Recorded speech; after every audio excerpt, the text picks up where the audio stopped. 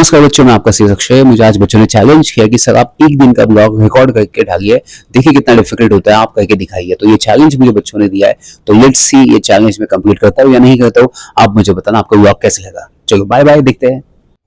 चलिए, तो रात को 3 बज चुके थे और मैं उठ चुका था क्योंकि मेरी 5 बजे फ्लाइट थी पुणे इंटरनेशनल एयरपोर्ट से लेके नागपुर में। तो मैं नागपुर जाने वाला था एक सेशन करने के लिए, जहाँ पे 300-400 बच्चे आने वाले थे सेशन के लिए। तो मैं 2 बैग लेके गया, एक छोटी बैग जिसमें आपके डॉक्यूमेंट्स होने चाहिए। अब बच्चों ने चैलेंज किया तो मुझे वीडियो बनाना ही पड़ेगा। तो ये मैं रात को जब जा रहा था एकदम सुनसान जगह था, रात के 3 बजे निकल रहा था, बट मेरा जो ओला मैंने बुक किया था एडवांस में, वो ऑलरेडी आ चुका था। और याद रखना, आप पहले ही एडवांस में ओला बुक करना, आपके लिए फ़ायदा होता है, क्योंकि रात को 3 बजे 4 बजे आपको कोई ओला वोला नहीं मिलता जल्दी। इसका थोड़ा पैसा जाता है, बट क्या दिक्कत है, सेफ़ आप एकदम जाओगे। तो मैंने पहले ही एडवांस में बुक कर दिया था भैया को, और भैया ऑलरेडी आ चुके थे 3 बजे ही। थोड़ा पैसा जाएगा बट ठीक है, सेफ़ होता है। तो जैसे ही मैं निकला तो मुझे याद आया कि भाई साहब ये रात के 3 बज चुके हैं, और मैंने वीडियो अपना स्टार्ट किया था। तो देखा तो रास्ते में बहुत सारा मतलब लाइट था, बहुत सारे लोग थे, क्योंकि गणपति विसर्जन था। और पुणे में गणपति विसर्जन बहुत ज़्यादा सेलिब्रेट किया जाता है, बहुत अच्छे से सेलिब्रेट किया जाता है। तो मैं ये देख रहा था कि यहाँ पे बहुत सारे लोग रास्ते पे आ चुके थे, और बहुत सारी लाइट्स थी, बहुत सारे डीजे वाले भैया आ चुके थे, पुलिस थे। तो कुछ लगा नहीं था कि रात के 3 बजे, ऐसे लगा मैं सुबह-सुबह 8 बजे निकल रहा हूँ।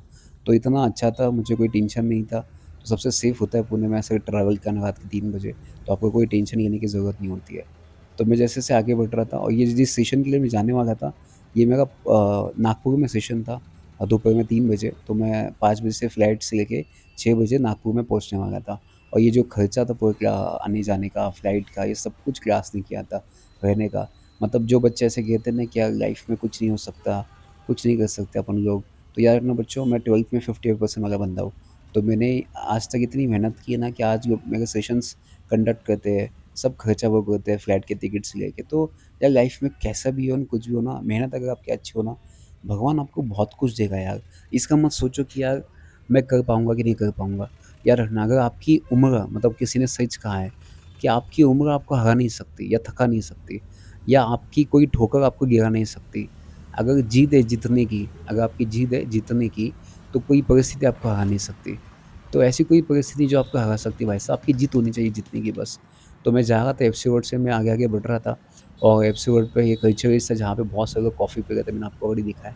तो मैं जैसे-जैसे आगे बढ़ रहा था, मुझे याद है कि बच्चों ने मुझे चैलेंज किया है, बट इस चैलेंज के चक्कर में ऐसा ना कि मेरा पहला और आखिरी व्लॉग बन जाए, बट फिर भी मैंने कोशिश की इसको बेस्ट बनाने की। आप मुझे बताना कमेंट बॉक्स में कैसा लगा है। और जब भी आप एयरपोर्ट के लिए निकलते हो बच्चों, मेक श्योर दैट कि आप 2 घंटे पहले निकलना चाहिए, क्योंकि डॉक्यूमेंट वेरिफिकेशन और बाकी सब चीज़ें वहाँ पे लगता है। मैं आपको एक बार अलग से वीडियो बनाऊँगा कि आपने क्या-क्या करना चाहिए उसके लिए, अगर आप चाहते हो तो। तो मैं जल्दी एयरपोर्ट पे पहुँच गया था, मुझे लगा मैं अकेला जा रहा हूँ, बट मुझे यहाँ पे एहसास हुआ कि मैं अकेला नहीं, मेरे साथ बहुत सारे लोग जाने वाले हैं। तो ये भीड़ देख के मुझे तो लगा वाह! बहुत सारे लोग हैं। बट यहाँ पे बहुत बड़ी लाइन होती है, क्योंकि आपको पता है यहाँ पे चेकिंग होता है, वेरिफिकेशन होता है, बहुत सारी चीज़ें होती है। आपका बैगेज का वेट चेक किया जाता है, उसका चेकिंग किया जाता है। बट यार ना बच्चों, आपके बैग में लैपटॉप मत रखना, क्योंकि जो लगेज होता है ना, वो बहुत डैमेज होने के चांसेस हो जाते हैं। तो ये जो आपने देखा अभी, ये बिल्ड था, क्योंकि कोई भी इलेक्ट्रॉनिक इंस्ट्रूमेंट आपको अलग से निकालना पड़ता है, आपका लैपटॉप वगैरह, वो आपको हैंड बैग में होना चाहिए आपके। आपका अगर हैंड बैग है उसमें लेके जाइए आपका लैपटॉप, चार्जर, कैमरा, सब कुछ, क्योंकि सेफ रहता है आपके हाथ में। ये बैग में क्या होता है, डैमेज होने के चांसेस ज़्यादा होते हैं। तो ये बोर्डिंग पास आ चुका था, गेट नंबर वहाँ पे मेंशन किया गया था, तो मैं अपने गेट नंबर की तरफ बढ़ चुका था।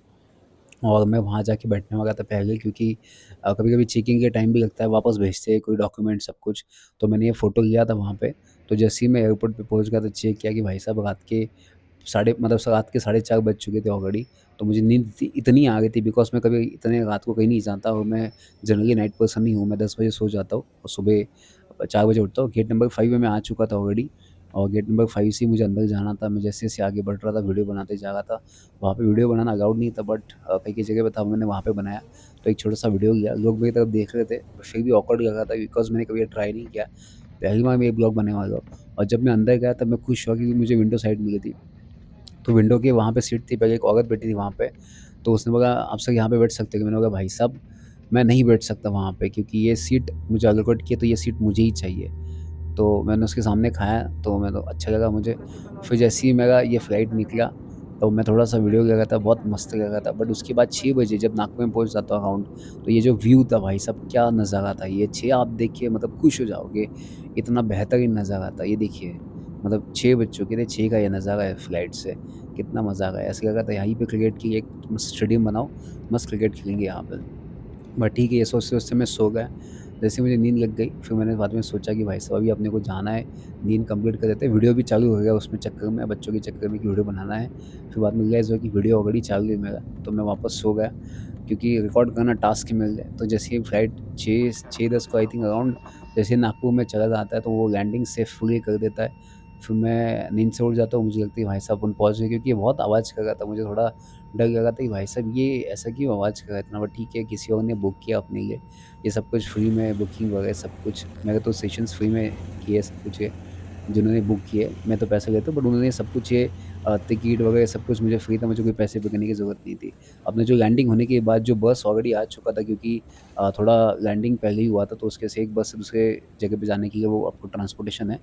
जैसे ही मैं नागपुर के इंटरनेशनल एयरपोर्ट पे आ चुका था, तो वहाँ पे बहुत अच्छा इनका इंफ्रास्ट्रक्चर था। मैं इंतज़ार कर रहा था मेरे बैग के लिए, क्योंकि आप पहले आते हो बैग बाद में आता है। तो ये बैग बहुत टाइम हो गया बैग नहीं आया, तो मुझे उठाओ क्या ये बैग।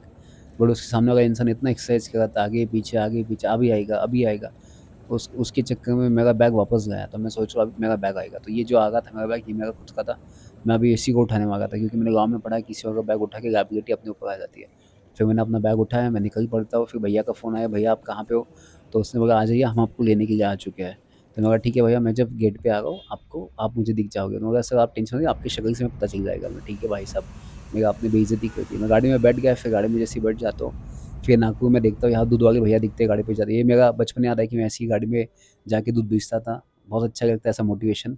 फिर जैसे होटल में एंटर किया, होटल में एंटर करने के बाद मैंने देखा कि मस्त होटल था, मस्त रेस्ट करूँगा अभी यहाँ पे और सेशन की प्रिपरेशन करूँगा, क्योंकि मेरा 2 घंटे का सेशन है बच्चों का। तो उसके बाद नीचे कैफ़े था, वहाँ पे मैं ब्रेकफ़ास्ट करने के लिए गया और कैफ़े इतना बेहतरीन था, ये कैफ़े मुझे बहुत पसंद आया, इनका ब्रेकफ़ास्ट भी बहुत अच्छा था। जनरली मैं बाहर का खाना अवॉइड करता हूँ, बट अभी क्या है ऑप्शन नहीं था, तो मैंने कुछ हेल्दी मँगवाया, फिर मैंने कुछ वीडियो रिकॉर्ड किए। शक्ल अच्छी हो ना हो, बट कैमरे की क्वालिटी बहुत बेहतरीन है, मुझे पता चला इस चक्कर में। तो मैंने मस्त वीडियो किया, वापस एक बार बनाने की कोशिश की, अपने ही कैफ़े टाइम उसको आने के लिए ब्रेकफ़ास्ट तब तक बना लेते 2-3 वीडियो, जब तक वो अपने को बाहर ना निकाल दे कैफ़े से, तब तक वीडियो बना लेते। इसका फ़ायदा पूरे पैसे का वसूल कर लेते। फिर मैंने वीडियो बना रहा था, फिर मुझे कुछ-कुछ नया फ़ोन लिया, तो उसमें कुछ-कुछ बहुत सारे ऑप्शंस थे, तो मुझे पता नहीं चल रहा था कौन-सा बटन दबाने से क्या होता है। क्योंकि कट कहाँ टाइम मिलता है टीचर की लाइफ़ को, टीचर हमेशा बिज़ी होता है स्टूडेंट की लाइफ़ को बनाने के लिए। तो पहली बार मैं अपनी लाइफ़ को रिकॉर्ड कर रहा था, थोड़ा-सा मुझे डिफ़िकल्ट लग रहा था, थोड़ा ऑकवर्ड लग रहा था, बट फिर भी मैं कोशिश कर रहा हूँ कि 100% देने का। तो मैंने नागपुर में कुछ फ़ोटोज़ भी खिंचवाए जो कैफ़े में था। वहाँ पे फिर मैंने कैफ़े में जनरली देखा तो एक सैंडविच मँगाया था और बहुत हेल्दी सैंडविच था। और जनरली ये सैंडविच में सलाद जिसमें ज़्यादा हो, इसमें प्रोटीन हो, वही मैं जनरली खाता हूँ बाहर जाने के बाद। तो फिर ये मैं कंटिन्यूअस वीडियो बनाने के बाद ये मेरा ऑर्डर आ चुका था। फिर ऑर्डर के समय कुछ कॉफ़ी पीना चाहिए, मैं ब्लैक कॉफ़ी पीता हूँ बट ब्लैक कॉफ़ी नहीं थी उनके पास। फिर मैंने ये फ़िल्टर कॉफ़ी मँगवा ली, ये पीने के बाद मुझे लगा चलो अभी अपना पेट भर गया है, अपन निकलते हैं अपने सेशन की तरफ। तो मैंने ब्लेज़र पहन लिया, ब्लेज़र पहनने के बाद मुझे लगा कि ओला बुक करना चाहिए, तो मैंने ओला बुक कर दिया। ओला बुक करने के बाद भाई साहब ये ऑटो आया, इस ऑटो में 3 इमरजेंसी एग्ज़िट्स थे। आप साइड से भी निकल सकते हो, छलांग लगा सकते हो, यहाँ से भी छलांग लगा सकते हो और सामने ऑटो वाले भैया से वहाँ से भी उड़ी मार सकते हो। इमरजेंसी एग्ज़िट 3 थे इसको, बट मेक श्योर दैट भैया के पहले आपको उतरना है। अगर भैया पहले उतर गए तो आप कभी नहीं उतर पाओगे।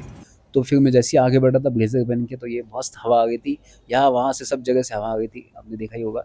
मैं सेंटर पे पहुँच गया, सेंटर पे पहुँचने के बाद मुझे हॉल नंबर कहाँ है वो देख रहा था, क्योंकि वहाँ पे मैं पहले ही आ चुका था, कोई नहीं था। तो ऐसे कर के मैं एक हॉल में घुस गया, बाद में पता चला लेडीज़ वॉशरूम है, मुझे जब गाली सुनाई दी एक, तो मैं वापस भागा गया, क्योंकि ये उस चक्कर में पता नहीं ये पहली बार आया मैं, इतना बड़ा हॉल था, हर हॉल में जाके देख रहा था, मुझे क्या पता वहाँ पे लेडीज़ वॉशरूम था, क्योंकि अपन ना वो सोच में नहीं होती कि क्या लिखा है।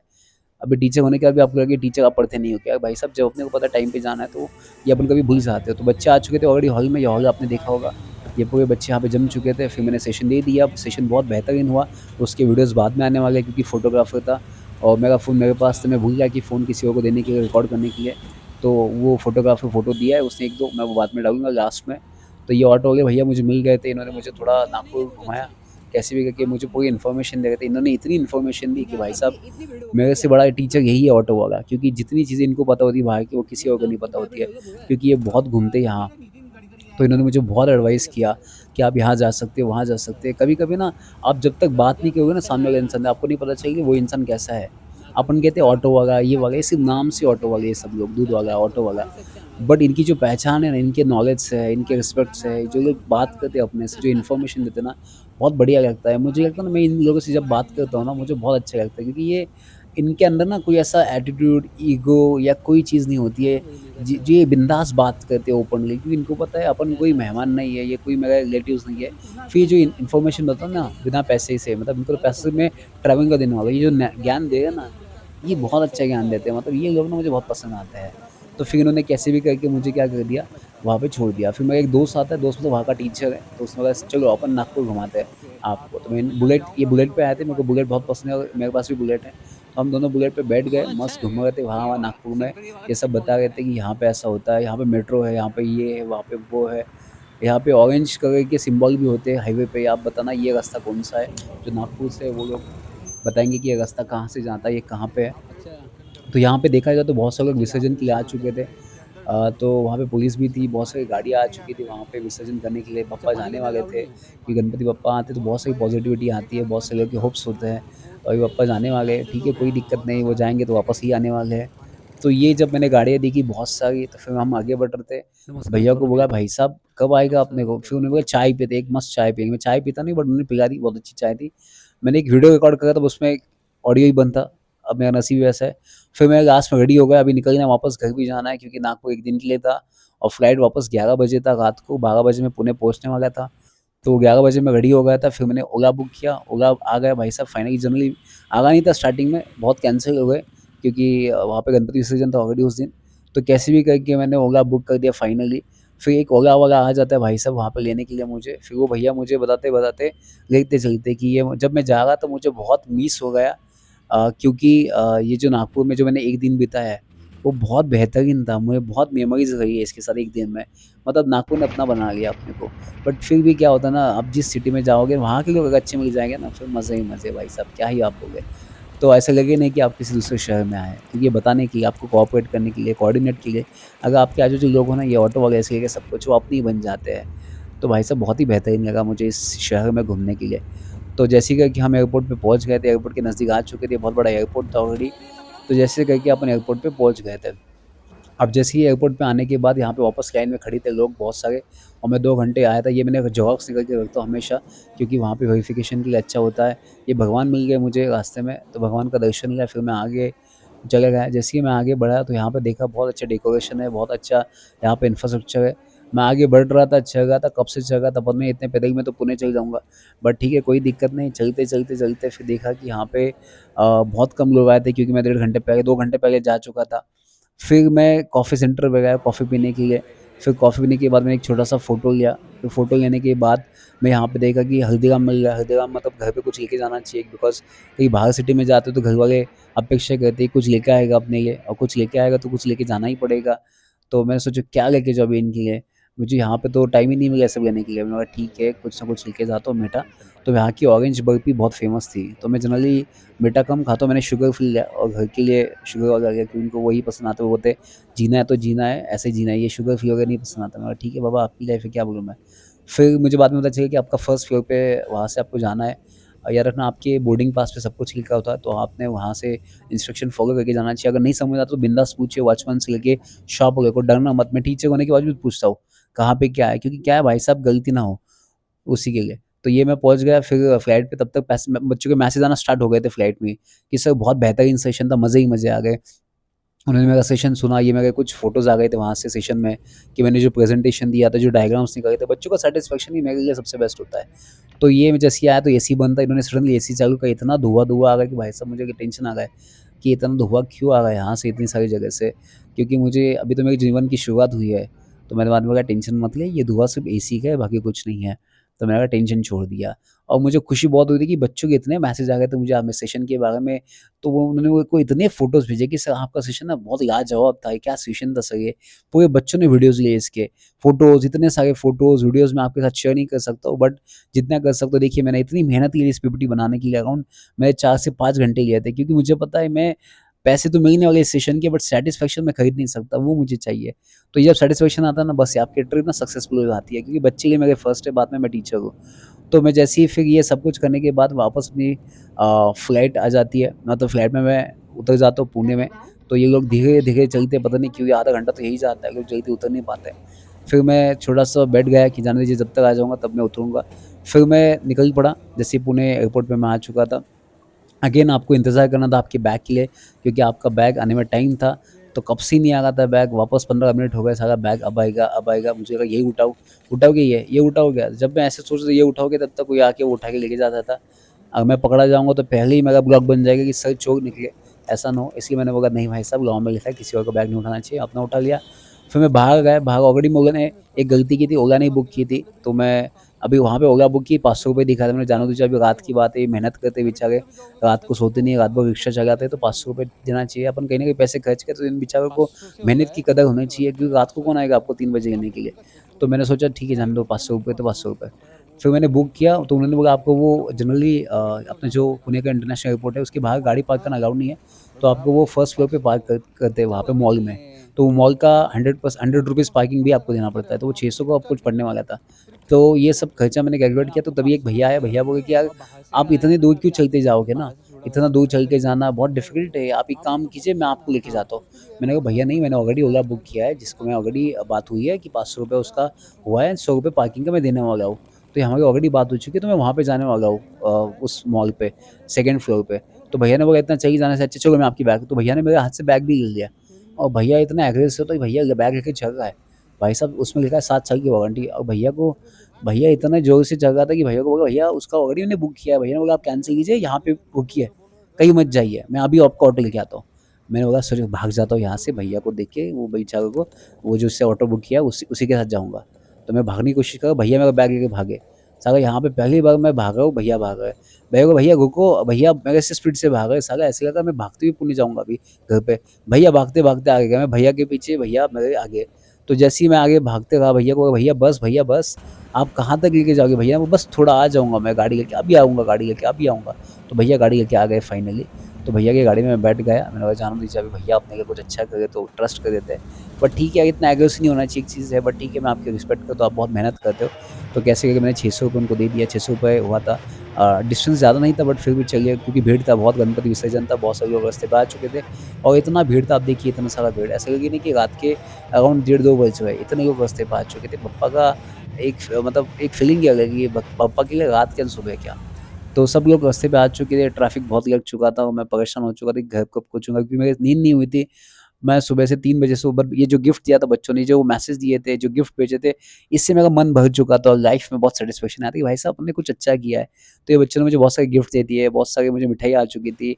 तो फिर लास्ट में जहाँ से मैंने वीडियो शुरुआत किया था, मैंने वहीं पे